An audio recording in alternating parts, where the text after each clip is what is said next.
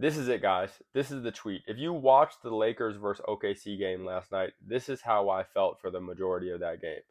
I personally think the Lakers would have got blown out if this game happened a month and a half, 2 months ago, right? Just with the lack of inspiration that the Lakers were playing with at the time, the lack of consistent effort, the lack of execution, the Lakers were playing some very uninspiring basketball, December and January, etc.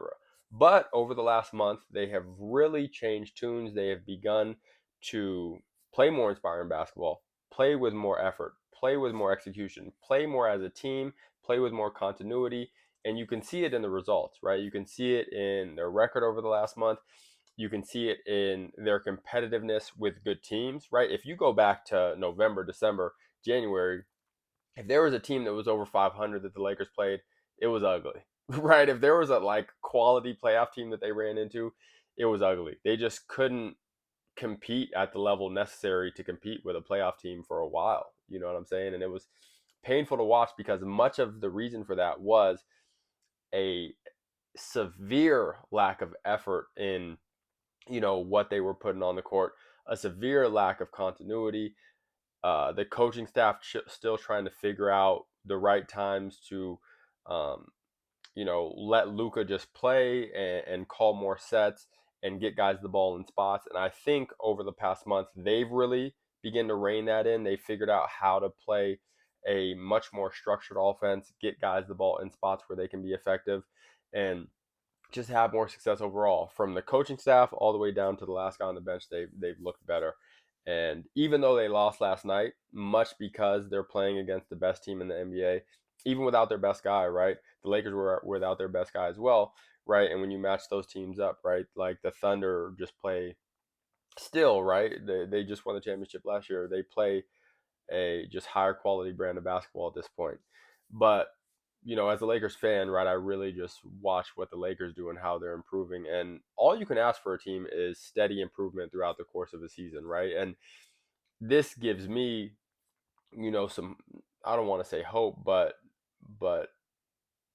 makes me feel positive in the way that they are steadily improving, right? JJ Redick hasn't lost the locker room, and I think a lot of people, if you would have asked him a month ago, felt that JJ Redick had lost the locker room or what have you. I think that was ridiculous.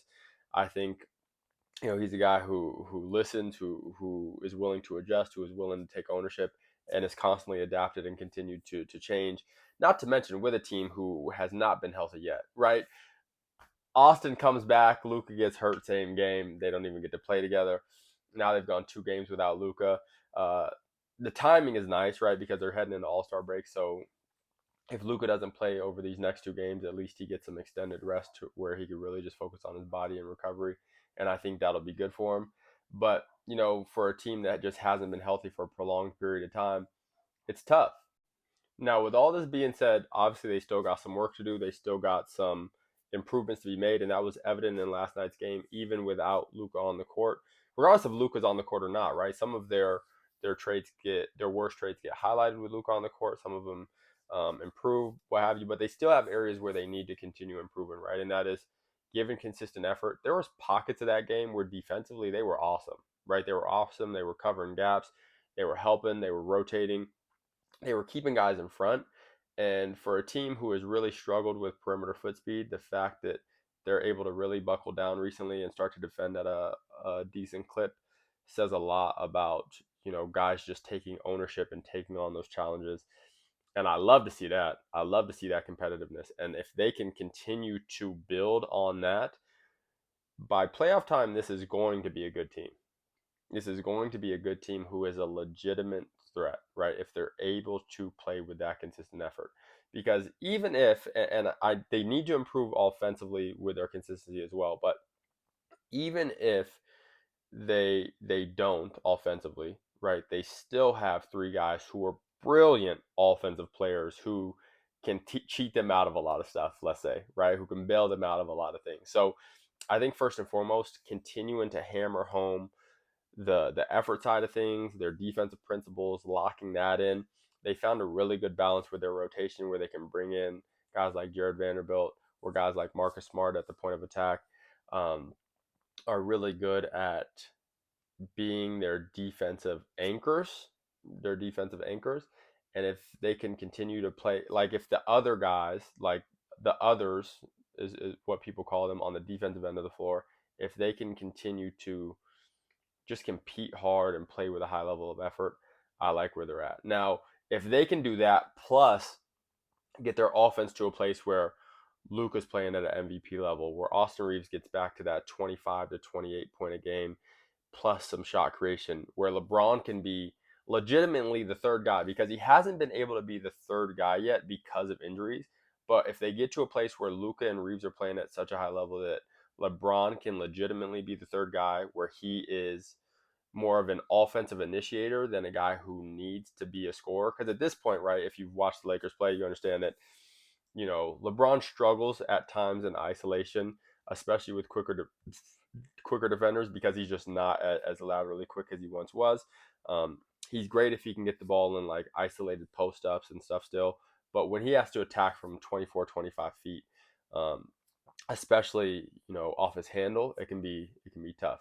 Where he's been elite at still is in the post, in transition still, and if he can get that spot up jumper working the way it's been working the past couple seasons, then I like where LeBron's at, especially as their third guy, because he's just so smart. He's going to make the right read every time.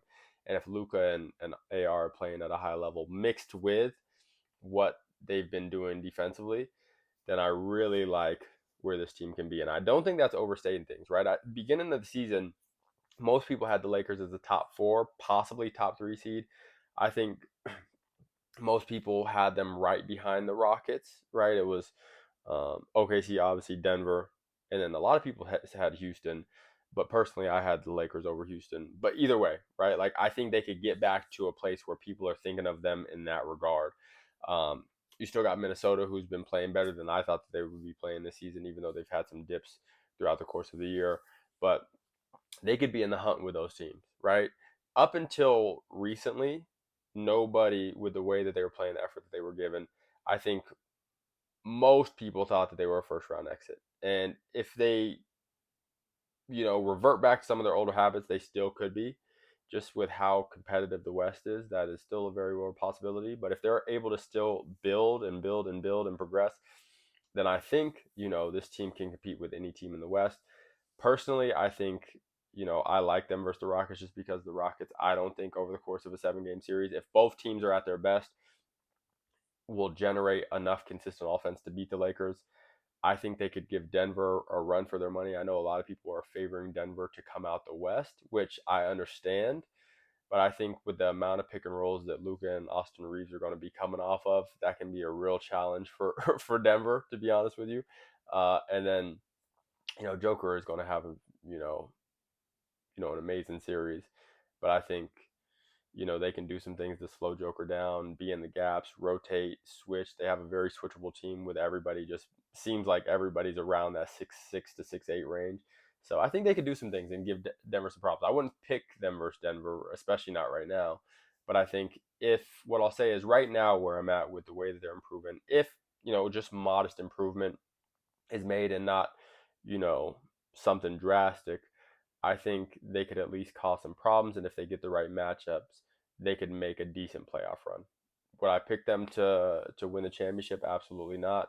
Um, I don't think they've played their play consistent throughout the course of the season deserves them to get that kind of credit, even from their fans, right? Even from their fans, I just don't think the effort that they've given on the court deserves to get that kind of acknowledgement right now. But if they can continue to improve, I do think if they draw the right matchups, they could come out one or two series ahead. You know what I'm saying? I think they could win a series or two, possibly, depending on matchups. With that being said, I love the Luke Kennard look. I think it's so far going to be a great move for them.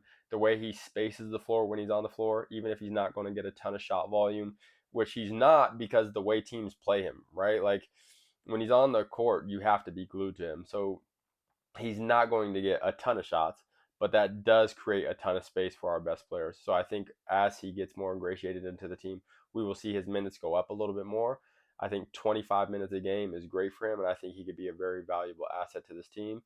And hopefully we can find ways to get him more shots as well, even though it's going to be tough. my thoughts on the Lakers. Peace.